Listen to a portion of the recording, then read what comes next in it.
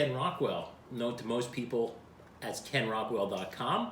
And I was lucky enough, I had no idea, but one of the neighbors in my neighborhood is the world famous photographer and iconic photographer, Harry Langdon. Hi everybody, I'm Harry Langdon, and I'm a photographer that's been photographing pretty much people for around 60 years, and I enjoy talking about my experiences and the technical facets to photography, and so that's why I'm here with Ken today, because he's an expert on the technology of photography, and so we're going to have a great conversation. Well, yes, I'm here today because I hadn't realized that when we think of the 1980s and many of the stars from the 60s, 70s, 80s, 90s, even up through today, that many of the times the images of which you're thinking in your head is an icon that Harry created. And I'm just overwhelmed. Today is really my first time getting to meet him. I'm wondering, it might be good just for this initial video, maybe just tell us a little bit about what got you excited about photography and just to start photography in the first place. Well, when I was a kid, okay, my dad died when I was 10 years old, okay, so my mother thought, gee, what are we going to do with him? Maybe something he can get a handle on for a career or a future career. And so she bought me something called a dark room, a black and white dark room set. And this was right up my alley because it involved chemistry, and you know, I could do all by myself, and I could make these creations, these beautiful pictures of prints, and I could show people what I did, which I think is a real important thing for the youth today. I think is create things that you can show your relatives and maybe show them 10 years later, and so much is just digitally done now, but photographs and making pictures and making prints is something that will last forever. So the realm of creativity has been something I've been doing all of my life, and so there's interesting features about creativity, and when one starts getting paid to be creative, that's when the rubber meets the road, you become a professional. First time one of my friends said, you know, I see you really photograph cars really well. How about taking a picture of me for my agent? And I said, oh, okay.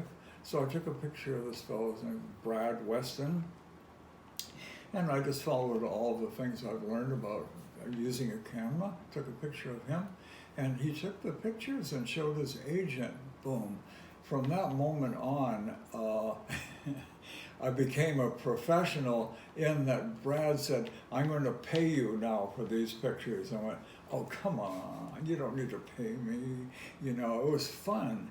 And they said, I want to pay you. So I always remember I charged them $300, which is not very much compared to what our fees are now. And so from that moment on, those pictures started me on a roll where the agency that this man belonged to had something like 80 or 100 models in the agency. And so the agent in this agency proceeded to send every one of her models into me to have pictures made. Now, honestly, between you and I didn't really know that much how to work with beautiful people and work with multiple people, working under time restrictions. You know, they give you, well, I've got 15 minutes to do this photo, and I go, oh no. And so, but that got me onto a roll, and so, and from that moment on, then gradually famous personalities started coming in. One of my first one was, actually, Diana Ross was one of my well-known clients, and Dionne Warwick, and it just started multiplying as quantum leaps. Before I knew it, I had a studio with 4 walls in a controlled environment where I could play music if I wanted to and inspire the subjects, and that's all part of it, by the way.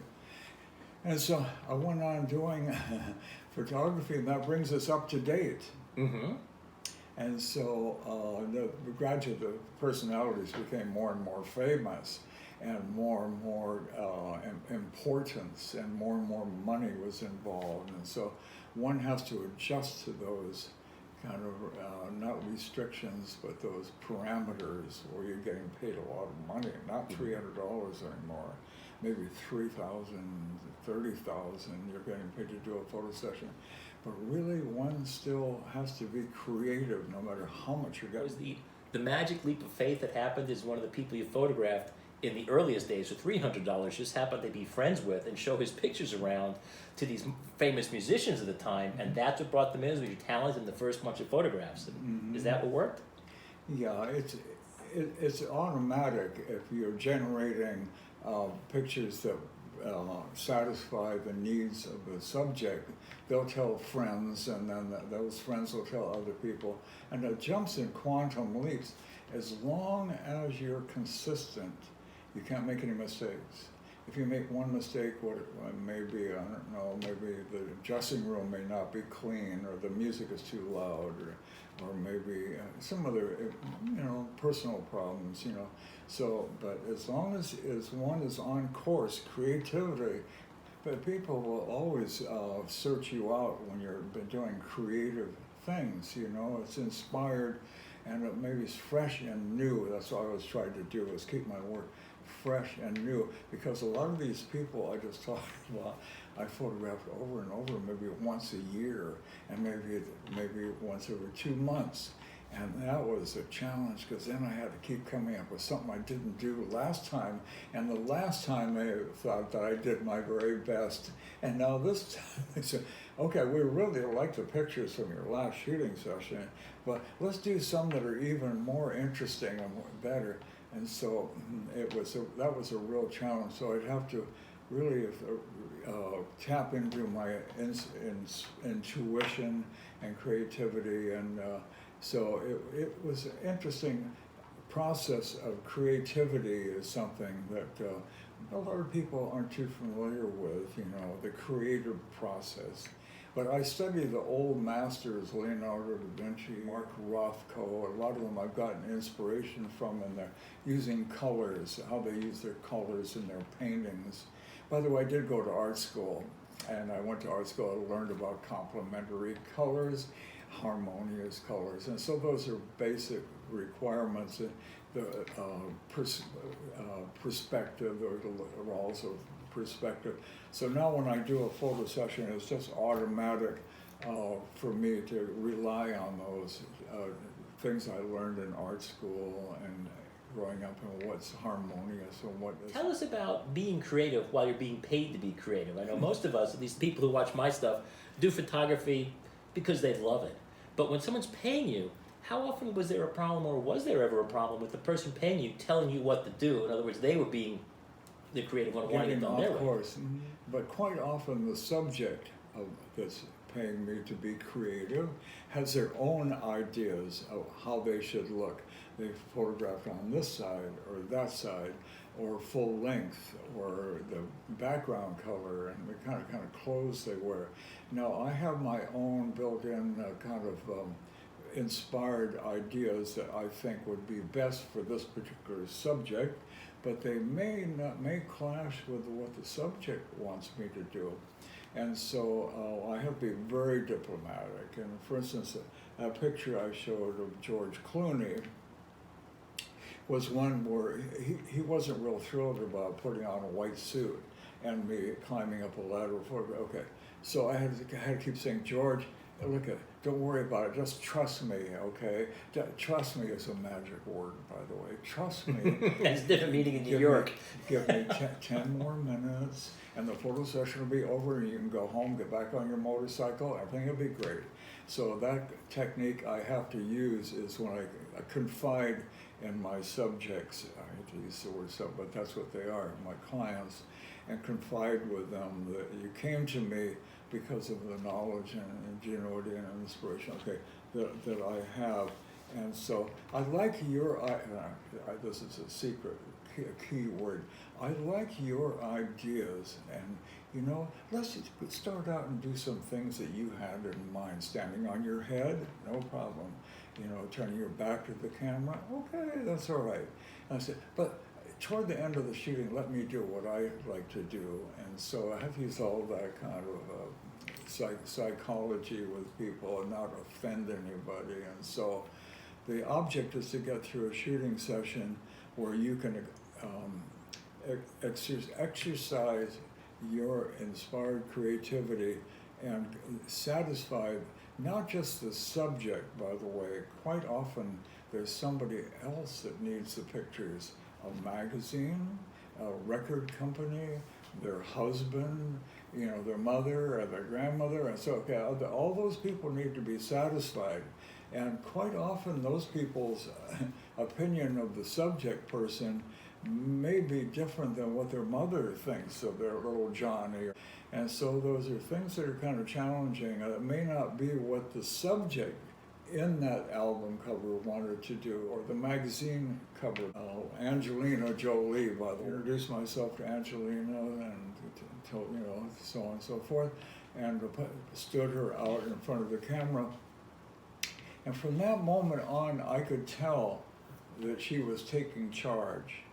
Now that's the trick, is to get the subject in a picture to sort of take charge and use their own initiative on posing and smiling. And a lot of people stand in front of the camera totally deadpan and stand there just like a scarecrow. But anyway, Angelina was fabulous at posing and smiling whenever I wanted, hairstyles, and the session was a wonderful success. And her pictures still today, I see them in magazines after, 40 years I did the session. And so that's a challenge. Now here's, conversely, I photographed people like Ronald Reagan and Nancy Reagan. Now we are having a president of the United States walk in the door, and again, the clock is ticking from the moment they walk in the door, and they come in, and then they, of course, there's a tremendous amount of security that comes with them. First of all, the security is watching me. They're watching my assistants. They're watching every other. Okay. So that's a little unnerving, You're this creative dude, wants to be a photographer just like the old days, 50 years ago, and just shoot my head off. But no. So then there was a publicist that came over to me that was the White House head of publicity for the White House. And they take me aside. In the meantime, Ronald Reagan's sitting in the middle of the studio reading the Hollywood Reporter. Mm-hmm. And so this publicist came over and they said, "Now, Mr. Langdon, we want you to tell the president how you want him to pose in front of the camera, his expressions, his whole mood and demeanor. So you tell him what you want now." And I go, "Are you kidding?" I didn't want to say that. And the ball was now in my court. And so I had to immediately take charge, and of course, Ronald was sitting there, I remember always sitting in a director's chair with his feet up on a stool, and he was an actor. People that were actors, it's real easy to program them, so to speak. So I said, "Ronald, now look, I see you this way, and we're going to photograph you as the head of a country. You are now the charge of the United States. Okay? But besides that, we'd like to have you have like a grandfatherly aura about you, like if we were your grandchildren, could we come up and ask you for advice?" Okay? And so he got it. And now most actors, he's a very professional man. He got it, what I wanted. And then it was just a matter of just pointing the camera at him and making sure it was framed right and getting the contrast. I was shooting film in those days, so nowadays we're photographing people digitally, which is just a godsend. It's just an act of God that digital came out, because immediately we can see exactly what we're getting. We don't have to wait for Polaroids like we used to have to use before we did a shot. So now we're shooting digitally, and it's just made it so much more pleasant to do a photo session. It's just a huge leap in technology that's allowed me to become even more creative because when you're a creative person, if you're bogged down, worried about f-stops and the speed of the film and when the lab's going to get it done, it's better to free your mind when you're being a creative person so that you can focus on the subject at hand. So that's what I try to tell everyone, but no one listens to me, which is the camera's job is to just get out of the way. The best camera just gets out of your way so you can think about what you want the picture to look like and your subject and just get it. And if you have to stop and fiddle with the camera, then it just broke your train of thought. So getting out of the way is the best thing a camera can do. Mm-hmm. Yeah, when I'm shooting, I've had the best experience, the most reliable experience using a Canon 5D, and it's been a real workhorse for me, as they say, and it's very durable. It's very light, by the way, to hand hold, which I'm quite often doing for maybe 2 or 3 hours, hand holding a camera. I don't like to use a tripod too much with a camera, only because it makes the camera static. And if the subject is one of these people that likes to bob around and let me spin in front and catch me spinning, and I go, oh no, not that.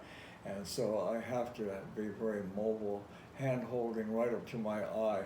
Used to with a Hasselblad, you peer down into the eyepiece, and everything's sort of backward, upside down. And the days of the Hasselblad's a 2.25 electric driven camera, and again another workhorse. And so they're obsolete. Some of these cameras become obsolete. It's kind of sad to see them where their more practical cameras come out. So I don't like to experiment around with cameras too much. I like to stay with one that's very reliable. And so Canon is very, very reliable. I also love my Canon. And I also love my Canon 5D SR that I got when it first came out in 2014. I love that thing to death. It's great for shooting in the studio. Mirrorless doesn't work well with strobes in the studio. No little dirty secret of mirrorless, because the diaphragms really aren't set that well. So if you're photographing manually, because I'm doing more product photography, but honestly, I also love my Canon. I shot everything else. And when Harry was talking about Hasselblad in New York, that reminds me. I was talking to one of the major manufacturers of digital medium format backs, where these sold for as much as a small house or a brand new Mercedes, somewhere in that line. And I said, who on earth needs this ridiculous amount of resolution? Because even if you're making billboards, the billboard's far away, so you don't need that much more resolution. And what he said was, he says, Ken, if you're shooting in Manhattan and if you're getting $40,000, $50,000, $60,000 a day in your studio, well then sometimes you get clients, like Harry mentioned in one of our previous videos, with the clients like, oh, well, what camera do you have? Then you have to show up with, the Hasselblad or the Leaf or the whatever it is, some ridiculous camera with a 5-figure price tag, because they'll feel like somehow they were slighted for their $40,000, $50,000, $60,000 a day if you're not shooting with a $40,000, $50,000, $60,000 camera. But in terms of the picture quality, it's not that much different, because the picture quality comes from in here. It's your imagination. Yeah. I was like, well, there's no one camera. For me, it's a matter of what I'm going to shoot. For instance, if I'm going to be serious and not have to do anything for anybody else and just shoot film for my own personal fun, I love my traditional Hasselblad shooting film. So it all depends on what we're shooting.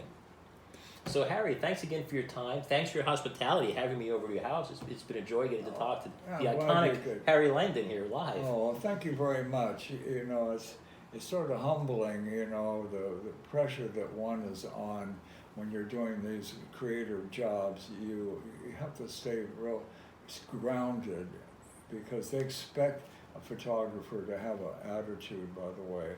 They expect you to be, an ego. And so the people that are my subjects are the ones that should have the ego. It's an honor, you know. So, anyway, thanks a lot, Ken. I enjoyed that. Thank you. We'll do another one.